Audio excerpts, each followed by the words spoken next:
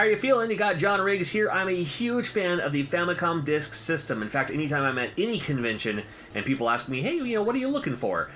My answer is usually, I'm not looking for anything in particular, but I'm always on the lookout for more Famicom Disk System games. It's fun to collect for, harder and harder to find.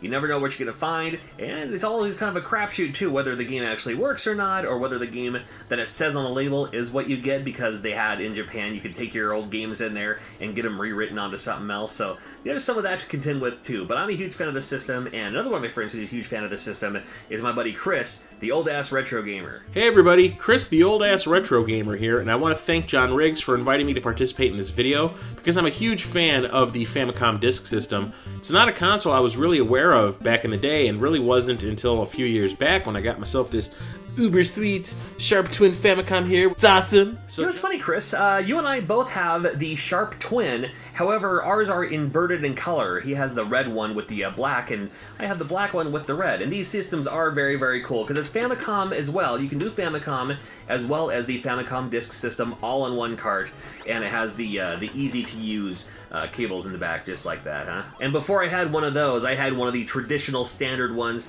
through the Famicom. I actually had an old TV I would actually have to play this on to go to channel, like 90 or channel 91 or something weird like that, because of just how that works out too. But you can use one of these through like a Famicom converter and use it like on a top loader or even a clone system. It usually works. A lot of ways to play Famicom Disk System games. Just gotta have the stuff for it, right? Now I figure since Chris and I are both big fans of the Famicom Disk System, we'll do 10 great Famicom Disk System games. These are 10 of the best games for the Famicom Disk System. If you don't know what you're looking for, maybe it's going to be too text heavy with that Japanese language and you can't do it. So these are 10 awesome games, 10 great games, 10 phenomenal games that you don't need to know Japanese to play them. And I'm going to start with Chris. So John wanted me to pick 5 of my favorite games for the Famicom Disk System. I did manage to whittle my collection down to 5 awesome selections. Starting with Falcion by Konami. It's kind of like playing Gyrus, and it's like an into-the-screen shooter where enemies come in these circle waves towards the camera and you need to shoot them. Sometimes it can be a little hard to play because it's hard to judge where you need to be in order to shoot an enemy, but it is super fun. The music isn't the greatest. I know Konami can do better than they did in this game, but for what it is very, very fun.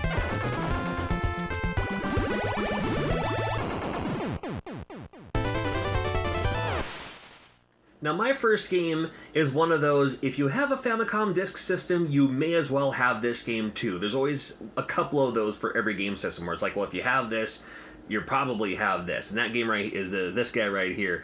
This is the Mysterious Murasame's Castle. Now, Mysterious Murasame's Castle, this is a game that could have come out in America. I could have seen this early on in the NES era. But you just kind of go around in that overhead kind of Zelda style, but it's all action. And you can move from screen to screen. You can pick up power-ups along the way. You can pick up other little cool things along the way too. Very, I don't want to say ancient Japanese, but it reminds me of like, the castle that looks like this in Mario Odyssey is what this reminds me of now after playing Mario Odyssey. But it probably all started with this one, with the Mysterious Murasame's Castle. So if you got a Famicom Disk System, I'd recommend picking that one up for sure.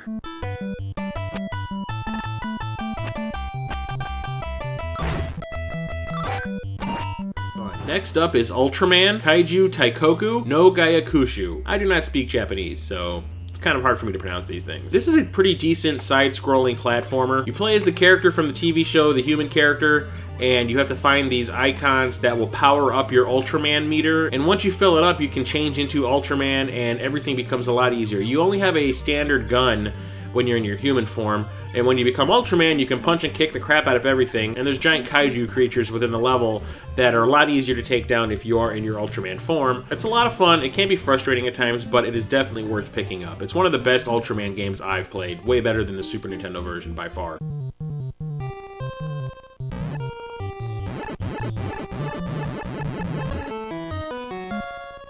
Now, even though I don't have it complete, I do have it on a disc, and this is Bio Miracle Bokute Upa is basically what it's called. This game is a platformer you play as a baby, but it's from Konami, and I'm here to tell you, it's already cooler than you think. Now, it is a platformer, and you have like a magic rattle. You hit the enemies with it, and then they puff up like a balloon, and you can either stand on them to get to higher platforms, or you can just bump into them, and it becomes basically a weapon, destroying anything in its path. You can pick up other power-ups along the way, too, and help you out, sure. It's from Konami when they were, like, ruling the video game world. But this game, I'm telling you, it's just a super, super fun game to play, super colorful. You may even recognize the lead character. If you're into the Parodius series, this is where the game comes from. You can play as a little baby. Yeah, it comes from this game right here. Got a Famicom Disk System? Might be worth checking out.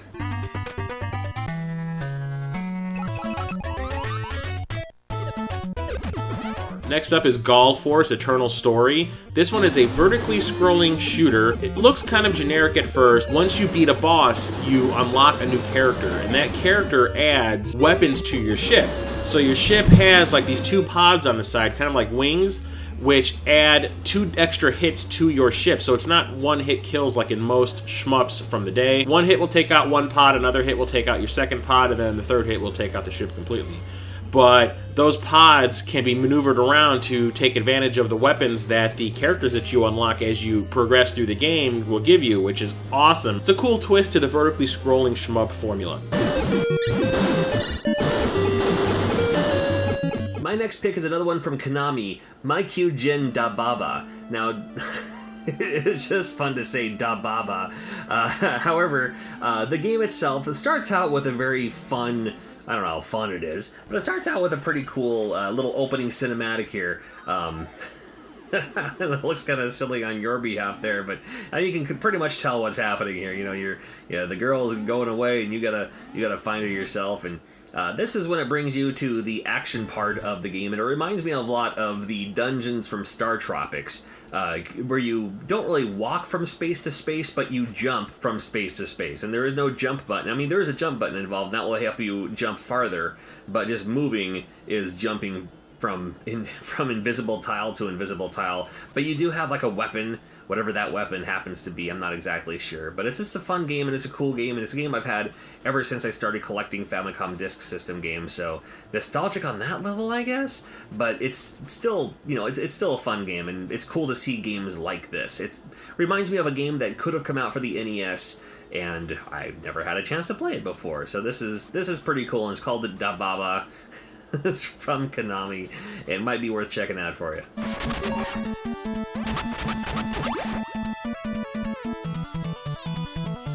Next up is Erumana no Kiseki, which is another game by Konami, super awesome. Imagine Indiana Jones being mixed with Castlevania and Bionic Commando.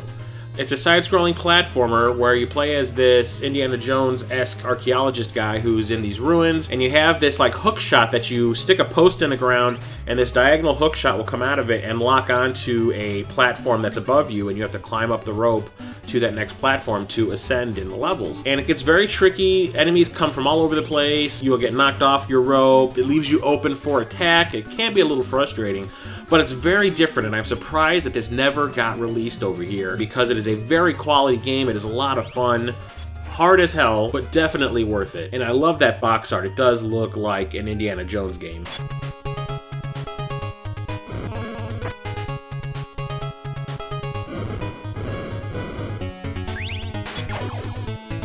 What could be one of my picks for best game for the Famicom Disk System, I'm going to show this to you right now, is this guy right here, Otoki, or maybe it's Otoki. Otoki is a musical shooter. It's a musical shmup, in a way.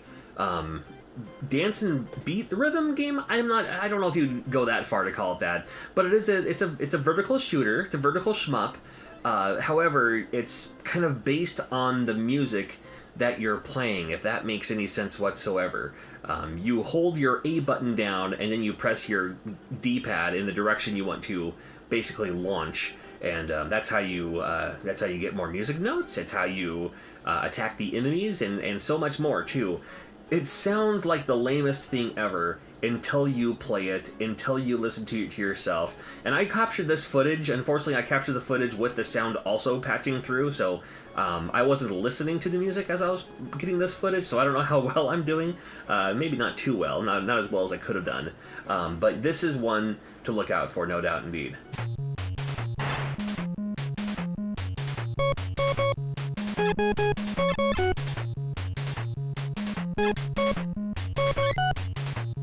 And lastly is probably what is the most well-known game from the Famicom Disk System aside from Super Mario Bros. 2. It is what ended up becoming the American Super Mario Bros. 2. Yume Kuju Doki Doki Panic. It was turned into Super Mario Bros. 2 in the US because the Japanese Super Mario Bros. 2 was deemed way too difficult for American audiences, which is a load of crap. Everything you know and love about the American version of Mario Bros. 2 is in here. There's 4 characters to choose from in this. They basically play the same as the ones from the American version. And instead of being able to change characters in between each level that you beat, you can only do them in blocks of 3. It's really strange the way it's set up, but it's strange playing through this game with the familiar music and the levels and the mechanics and everything and not seeing the Mario Brothers characters in it. It's just bizarre, which is why I had to have this, because I love Super Mario Bros. 2.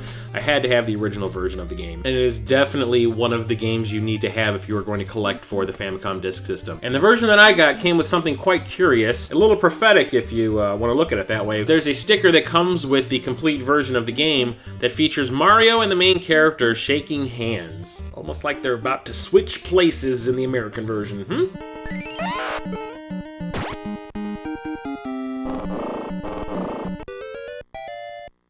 And in the world of Famicom Disk System, I don't even know if you'd call this a hidden gem, but it just sounds obscure enough. And it's actually a pretty decent game too, so happy to show this one off too, and just the label alone tells the story. This game was called Kick Challenger Airfoot. Kick Challenger Airfoot. So in Kick Challenger Airfoot, you play as a tomato. I know with the tomatoes, but however, you play as a tomato with a pair of floating feet, basically, and that's how you walk. Now, the control mechanics on this, as you're looking down, you hold the A button, and then that's how you move your foot. And when you let go, the foot steps. And then when you hit A again, then you walk with the other foot. So you walk around, and then you also have to kick the other stuff, and kick the enemies, and kick the items out of the way, and that's also how you collect the items, and this is just weird enough and just obscure enough that it's definitely worth mentioning on this list. Kick Challenger Airfoot. Who would have thunk it? I have no idea where they came up with the idea. I'm not exactly sure. However, it's actually a pretty decent game. I'm a big fan of this game personally.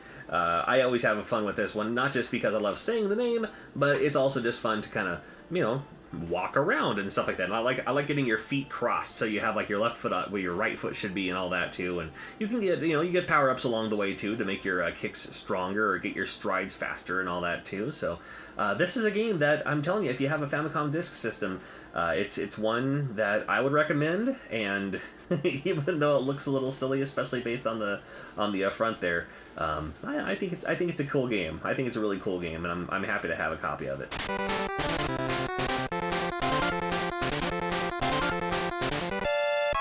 And those are my 5 games, and those are his 5 games, right? So those are my 5 picks. I hope you enjoyed it. I hope I managed to convince some of you to buy some of these games, because trust me, if you're collecting for the Famicom Disk System, you need these. Thanks again, John Riggs, and this is the Old Ass Retro Gamer out.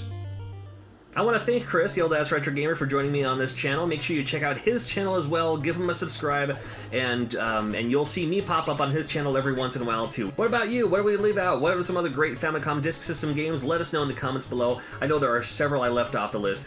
A lot of great Famicom Disk System games out there, and I'm still discovering new ones too. So please tell me in the comments below, and those will be more that I'll have to check out for myself. And just to kind of throw it out there, you can play Famicom Disk System games if you hack your NES Classic Edition. Just gonna throw that out there. More videos are always on the way. Make sure you subscribe so you don't miss out, and I will hopefully see you at a convention near you. Take care.